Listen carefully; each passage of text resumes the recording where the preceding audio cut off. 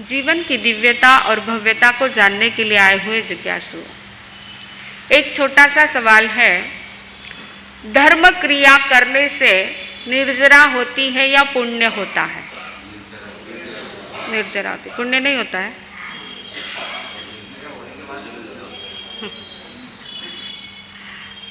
आपने अभी सामायिक की है, आप निर्जरा कर रहे हो या पुण्य का बंद कर रहे हो? बोलो, एक ही बोलो, दो कैसे?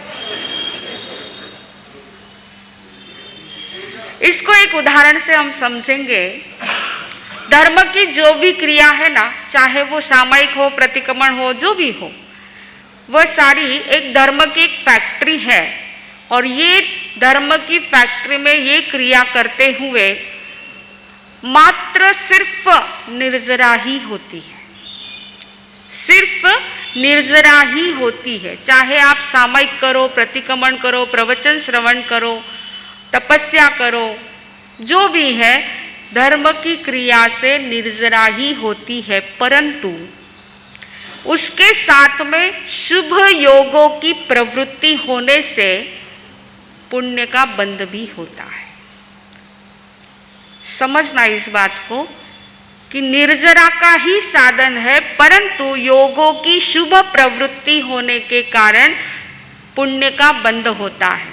जैसे एक तेल की फैक्ट्री है, ऑयल मिल है, उसमें मशीन में 10 किलो मूंगफली डाली, 7.5 किलो का तेल निकला, 2.5 किलो का कचरा निकला, बराबर। फैक्ट्री में मूंगफली डाली 10 किलो की, 7.5 किलो का तेल निकला, 2.5 किलो का कचरा निकला। वो कचरा यानी बाय प्रोडक्ट है और तेल निकला ये प्रोडक्शन है। बस ऐसे ही हमारी धर्म की फैक्ट्री में से निर्जरा का ही प्रोडक्शन होता है, बाकी जो होता है वो बाय प्रोडक्ट होता है, वो बाय प्रोडक्ट होता है। आपने सामायिक के पचकान लिए, जैसे ही सामायिक के पचकान लिए 18 पाप की दुकान बंद हो गई, बराबर। सामायिक के जैसे ही आप यहाँ आए, आपने विधि की और सामायिक के पचकान लिए, करेमी भंते सावज्जम जोगम पचक्खामी।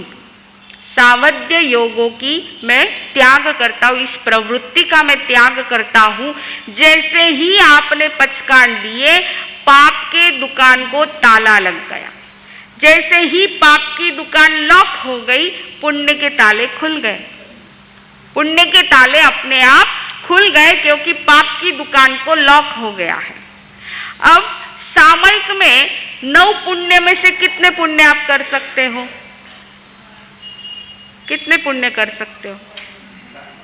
4 पुण्य तो हो ही जाते हैं, बाकी के नहीं होते।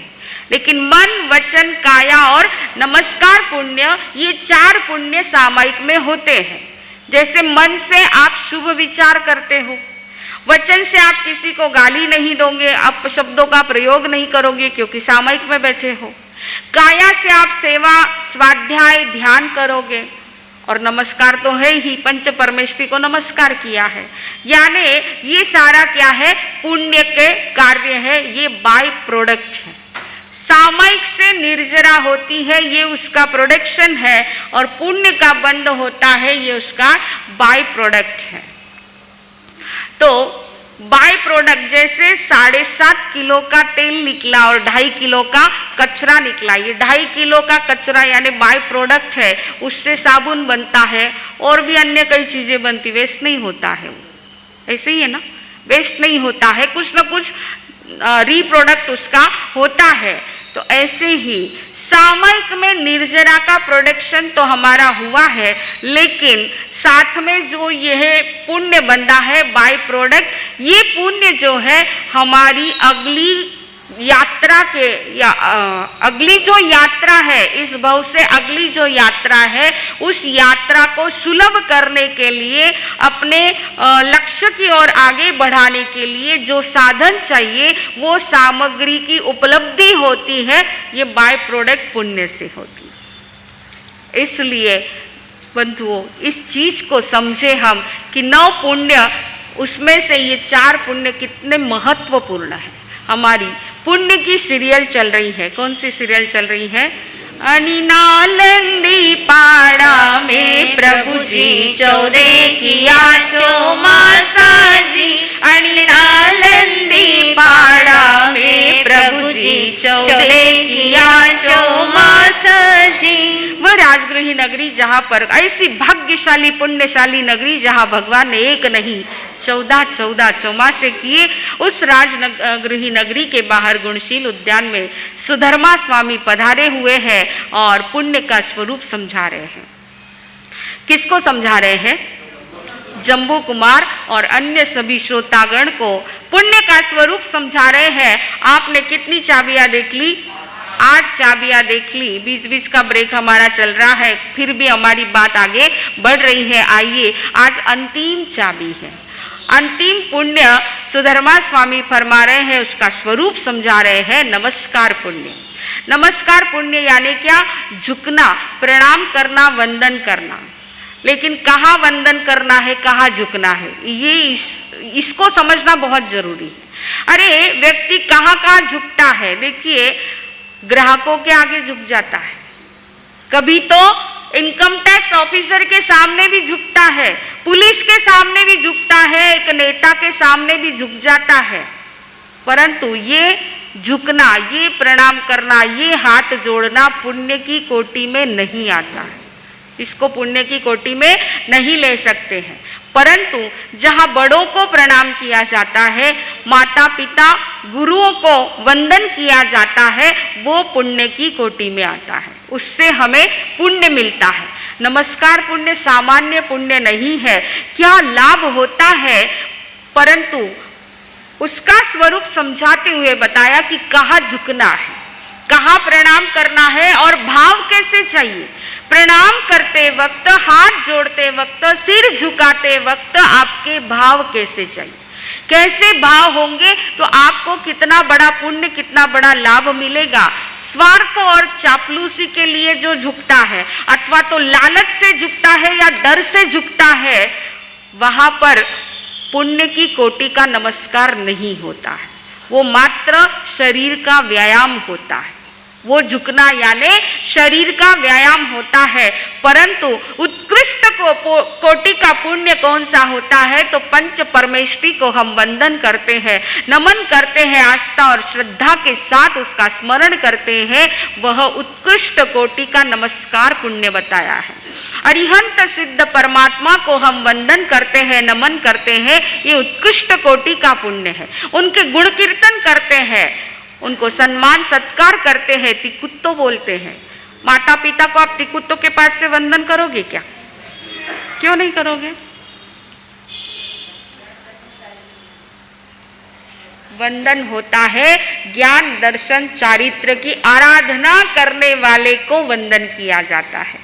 तो ऐसे आचार्य उपाध्याय या साधु भगवान जो भी है, उनको आप वंदन करते हैं, वंदन नमन करते हैं, मात्र एक वंदन करते हैं, अहोभाव के साथ वंदन करते कि आपने जो ज्ञान की आराधना की है या कर रहे हैं, जो दर्शन की आराधना कर रहे हैं, विशुद्ध सम्यक्त्व की प्राप्ति के लिए पुरुषार्थ कर रहे हैं, चारित्र की आराधना कर रहे हैं, भले ही शरीर को कष्ट हो लेकिन मेरी चारित्र की आराधना हो, इस भाव से जो चारित्र का पालन कर रहे हैं, उनको वंदन है।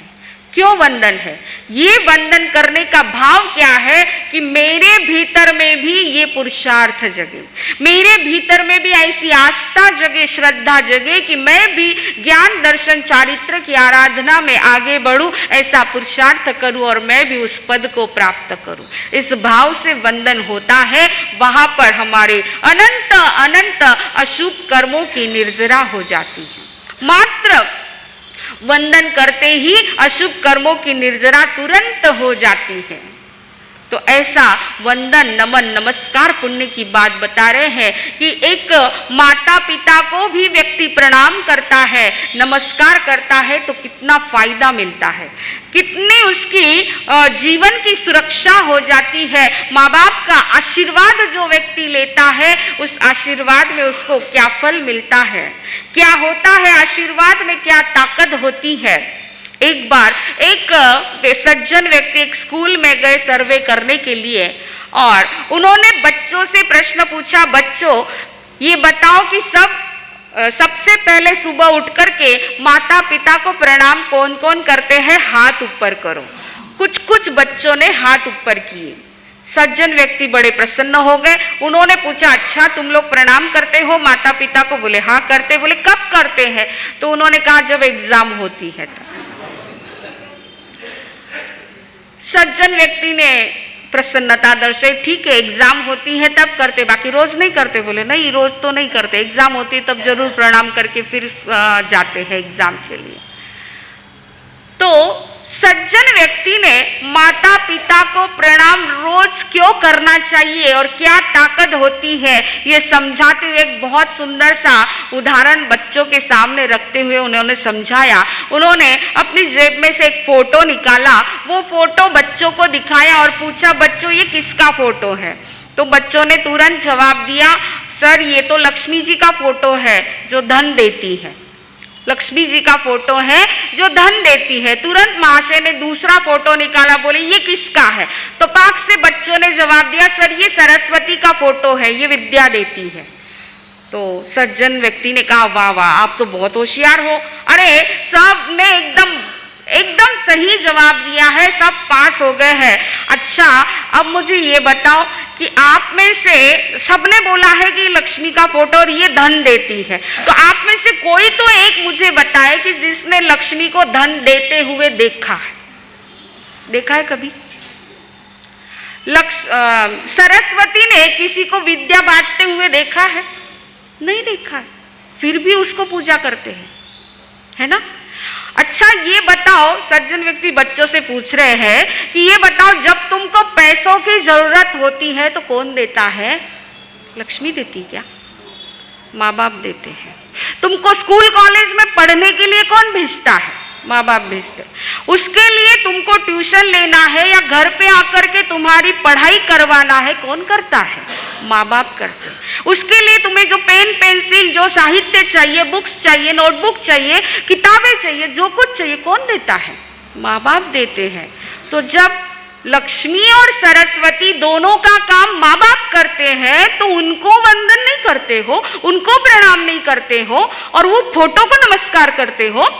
जिसको कभी देखा नहीं तुमने देते हुए, उस फोटो को नमस्कार करते हो। लेकिन जो साक्षात रूप से तुमको धन देते हैं, विद्या के लिए सहयोग देते हैं, तुमको पढ़ाते हैं, तुमको संस्कार देते हैं, तुमको सिखाते हैं, ऐसे माँ बाप को वंदन नहीं करना चाहिए, प्रतिदिन वंदन करना चाहिए। और बंधुओं, इस बात का उन बच्चों पर इतना इफेक्ट हो गया कि सारे बच्चे खड़े होकर के कहते हैं, सर आज से हम संकल्प करते हैं, हम प्रतिदिन अपने माता पिता को प्रणाम करेंगे, उसके बिना कोई काम शुरू नहीं करेंगे। माता पिता का आशीर्वाद लेना बहुत जरूरी है। अरे आप उनको प्रतिदिन माता पिता अगर है तो प्रतिदिन प्रणाम करो, नहीं है तो कम से कम उनके उपकारों को याद करके भाव प्रणाम करो। परंतु प्रणाम तो करना ही करना है, आशीर्वाद लेना ही लेना है। उनके आशीर्वाद बहुत जरूरी होते हैं। नहीं प्रणाम कर सको तो कम से कम अपमान तिरस्कार न हो हमसे, इतना तो लक्ष्य रखें, इतना तो लक्ष्य। आज कई घरों में ये दृश्य देखने को मिलता है, छोटे छोटे बच्चे इतने छोटे छोटे मोबाइल लेकर के बैठते हैं और उसकी मम्मी या उसके पापा कुछ देखते हैं उसमें तो तुरंत, अरे मम्मी थने नहीं समझे लाटने में बताओ थने। ये दृश्य देखने को मिलता है घर में।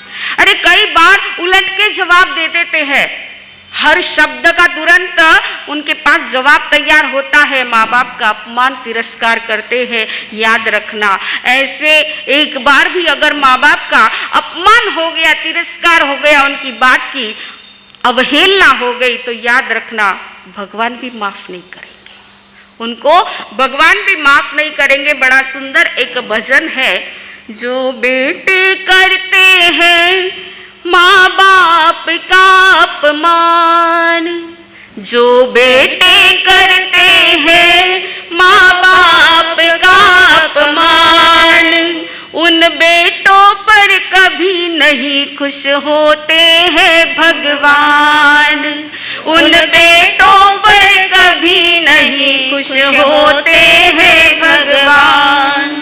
उनके कर्मों का फल देती उनकी संतान, उनके कर्मों का फल देती उनकी संतान, उनको कभी नहीं मिलता है जीवन में सम्मान, उनको कभी नहीं मिलता है जीवन में सम्मान। माता पिता का जो तिरस्कार करता, उन्हें खुद के बेटों से तिरस्कार मिलता। माता पिता का जो तिरस्कार करता, उन्हें खुद के बेटों से तिरस्कार मिलता। घट जाता जग में उसका आत्म सम्मान, उन बेटों पर कभी नहीं खुश होते हैं भगवान, उन बेटों पर कभी नहीं खुश होते हैं भगवान। माता पिता का दिल जो है दुखाता, किसी के भी दिल में वो जगह नहीं पाता। माता पिता का जो दिल है दुखाता, किसी के भी दिल में वो जगह नहीं पाता। पूरे ना होते हैं उसके दिल के अरमान, पूरे ना होते हैं उसके दिल के अरमान। उन बेटों पर कभी नहीं खुश होते हैं भगवान, उन बेटों पर कभी नहीं खुश होते हैं भगवान। जो बेटे करते हैं माँ बाप का अपमान, जो बेटे करते हैं माँ बाप का अपमान, उन बेटों पर कभी नहीं खुश होते हैं भगवान। ध्यान रखना, नहीं प्रणाम किया तो कम से कम मेरे द्वारा अपमान न हो, तिरस्कार न हो, इतनी तो जागृति हमेशा रखना। और चाहे आप अपमान करें, तिरस्कार करें, परंतु वो माँ का दिल होता है कि इतना होने पर भी वो दुआ ही देती, बद्दुआ नहीं देती है।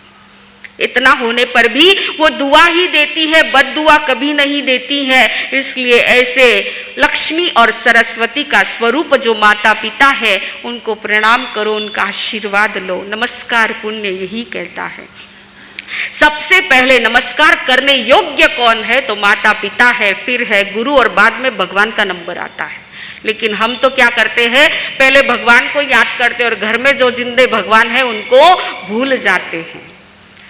उनका आशीर्वाद क्या काम करता है, क्या पावर रहती है उस आशीर्वाद में। एक सत्य बनी हुई घटना है, शायद मैंने एक बार कभी इसका जिक्र भी किया, लेकिन आज फिर से इस घटना को आपके सामने रखना चाहूंगी। एक दंपति थे, बरसों से जिनको संतान नहीं थी, परंतु कुछ पुण्य योग से कहिए, दान धर्म पुण्य के कार्य से कहिए, अचानक एक दिन संतान की प्राप्ति होती है। बरसों के बाद घर में संतान आई है। माता पिता इतने खुश, इतने प्रसन्न हो गए हैं, चारों तरफ खुशियां ही खुशियां, खूब बधाइयां बांटी है, सब कुछ किया है। और बच्चे का जन्म हुआ, वैसे ही ज्योतिषी को बुलाया और उसने कुंडली बनाई। पहले का जमाना था, कुंडली बनाते थे, बीच में थोड़ा सा विश्वास कम हो गया, लेकिन आज फिर से कंप्यूटर कुंडली बनने लग गई है। तो कुंडली बनाई है और ज्योतिषी ने कहा, सत्य बनी हुई घटना है, ज्योतिषी ने कहा, सेठ साहब आपका बच्चा तो बहुत होशियार है, दिखने में एकदम स्मार्ट है, सुंदर है, स्वरूपवान है, रूपवान है, गुणवान है, सब कुछ है, लेकिन अल्पायुषी है। क्या कहा? अल्पायुषी है, मात्र 20 साल की उम्र है। जिस दिन इसका 20वां बर्थडे आएगा उस दिन इस पर बहुत बड़ा घात है, ज्योतिषी ने कह दिया। लेकिन सेठ जी इतने खुशी में दंग थे ना, उन्होंने इस बात को बहुत ज्यादा महत्व नहीं दिया, बहुत ज्यादा ध्यान में नहीं लिया। ठीक है, ज्योतिषी लोग बोलते रहते, डराते रहते हैं कुछ ना कुछ, क्योंकि फिर पूजा पाठ होगा, कुछ ना कुछ होगा ना, वो उनका धंधा रहता है। इसलिए सेठ ने इस बात को इतना महत्व नहीं दिया। धीरे धीरे वो बच्चा बड़ा हुआ है, 5 साल का हुआ। नगर में संत मुनिराज पधारे थे, बहुत ज्ञानी ध्यानी संत थे, महापुरुष थे। सेठ को जैसे ही पता चला, अपने बेटे को लेकर संत के दर्शन के लिए पहुंचे, क्योंकि धर्म के संस्कार भी उसको देने हैं। साधु संतों के पास ले जाकर के संतों को कैसे प्रणाम किया जाता है, कैसे सुखसाता पूछी जाती, कैसे बेराना होता है, ये सारे संस्कार देने के लिए सेठ जो है अपने बेटे को लेकर के गए हैं और बेटे को सिखा रहे, बेटा देख इस प्रकार तिकुत तो किया जाता है, ऐसे झुकना है। ये सब बड़े इतने वात्सल्य भाव से उसको सिखा रहे थे और वो बच्चा भी कर रहा था। सहज रूप से महाराज साहब ने उस बच्चे को देखा और एक स्मित चेहरे पर आ गया, थोड़ी सी हंसी आ गई। महाराज साहब का हंसना और सेठ का देखना एक हो गया। सेठ को आश्चर्य लगा कि हंसने जैसी कोई बात नहीं है, महाराज साहब हंसे क्यों? महाराज साहब हंसे क्यों? हंसने जैसा कुछ नहीं है, और महापुरुष कभी ऐसे वैसे हंसते नहीं है, कुछ न कुछ है। सेठ ने पूछ लिया, गुरुदेव हंसी किस बात की आ गई? तब संत ने बात को टालने के लिए कहा, कुछ नहीं, सहज ऐसे ही हो गया। बोले नहीं, ऐसा नहीं होता है, महापुरुष ऐसे हंसते नहीं है, कुछ तो है, आपको बताना पड़ेगा। संत बात टाल रहे हैं, लेकिन सेठ जीत पकड़ करके बैठ गया कि नहीं गुरुदेव, आपको तो बताना ही पड़ेगा, आप हंसे क्यों? तब संत ने कहा, तू पचा पाएगा क्या बात को? मैं हंसने का कारण बता दूं तो बात को तू पचा पाएगा? बोले आप जो बोलो सब मैं सुनने के लिए तैयार हूं, लेकिन मुझे कारण जानना है। तब संत ने वही बात कही, सेठ जी जिस बेटे पर इतना वात्सल्य इतना प्यार उंडेल रहे हो, वो बेटा अल्पायुषी है, 20 साल की उम्र है। संत ने भी दूसरी बार ये बात कही।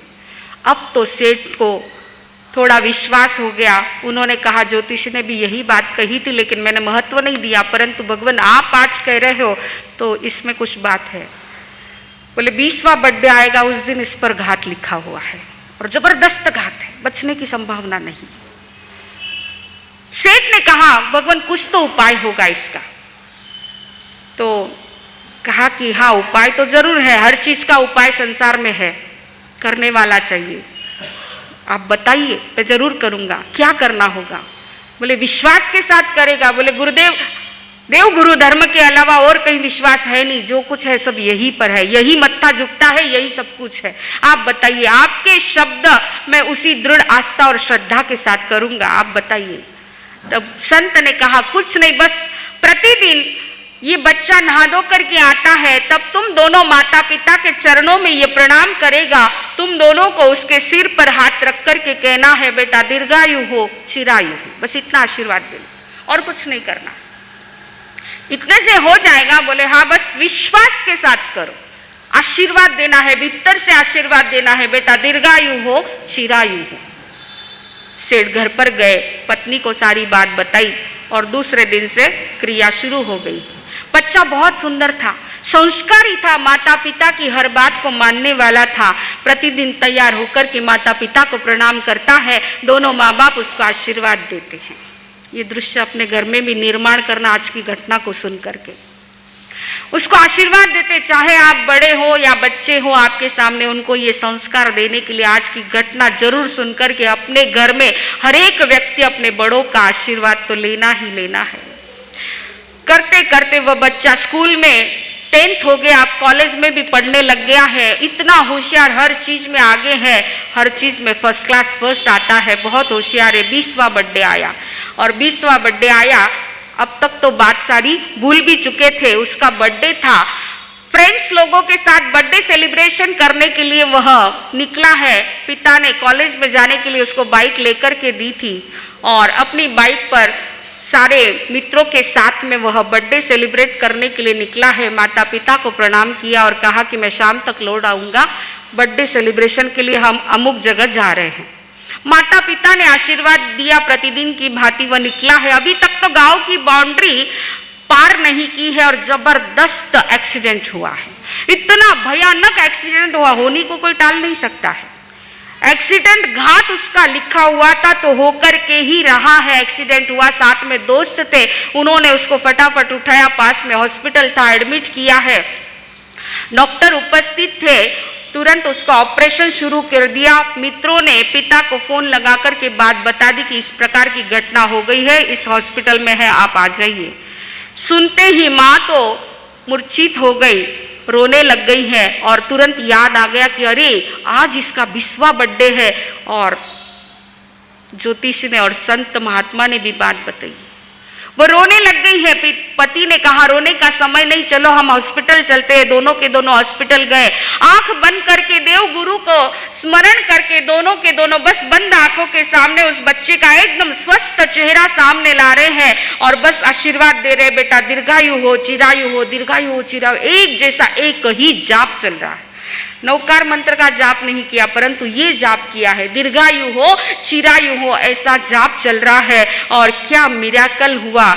कुछ घंटों के पश्चात डॉक्टर ऑपरेशन थिएटर से बाहर आए और सेठ साहब से बधाई देते हुए कहा, सेठ साहब आज आपका बेटा खतरे से बाहर है, खतरे से बाहर है, वरना इतना जबरदस्त एक्सीडेंट, कितनी जगह इसको फ्रैक्चर हो चुका था, इतना ब्लडिंग इसका हो चुका था कि बचना मुश्किल था, परंतु पता नहीं कौन सी शक्ति ने काम किया है, आज यह बच गया है।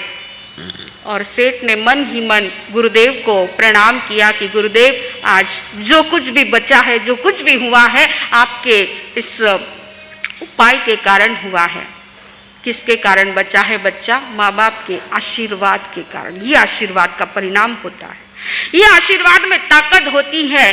कुछ दिनों के बाद वो बच्चा स्वस्थ हो गया, पूर्णतः व्यवस्थित हो गया है, 25 साल का हो चुका है। एक दिन वो ज्योतिषी घर पर आया और बच्चे को संस्कार है, घर पे कोई भी बड़े आए तो प्रणाम करना है, पानी देना है। उसने प्रणाम किया, ज्योतिष ने उसके चेहरे की ओर देखा, सेठ से पूछा ये कौन है? सेठ ने कहा मेरा बेटा है। बोले इसकी उम्र क्या है? बोले 25 साल। बोले हो ही नहीं सकता, इसकी उम्र 20 साल की थी। तब सेठ ने सारी घटना बताई कि किस प्रकार वो बच्चा है। तो ये होता है माता पिता का आशीर्वाद। प्रतिदिन माता पिता का आशीर्वाद लो। माता पिता है तो आशीर्वाद लो, नहीं तो उनके उपकारों को याद करके भाव प्रणाम करो, परंतु आशीर्वाद जरूर लो। नमस्कार पुण्य यही कहता है। नमस्कार में क्या ताकत रही है? अरे नमस्कार में वो ताकत है कि मात्र नमस्कार कर लो और आपको केवल ज्ञान हो जाए, इतनी ताकत है, इतनी ताकत है मात्र नमस्कार। ये बाकी के पुण्य का मैं इतना नहीं कहूंगी, लेकिन नमस्कार पुण्य के लिए बहुत कुछ महापुरुषों ने चिंतन दिया है और बहुत कुछ अच्छी बातें समझाई है। आगे का नमस्कार करने से केवल ज्ञान किसको मिला? आपको टास्क है, ढूंढ के लाना, ढूंढ के लाना। ऐसे कौन है हमारे जैन इतिहास के अंदर की जिन्होंने मात्र नमस्कार किया और केवल ज्ञान हो गया? तो आइए इसको आप ढूंढ के लाएंगे, नहीं तो हम है ही। आगे की घटना क्या है, नमस्कार का स्वरूप क्या है, इसको समझाते हुए अवसर आने पर इस बात को आगे समझाने का प्रसंग रहेगा। बोलिए भगवान महावीर स्वामी की जय।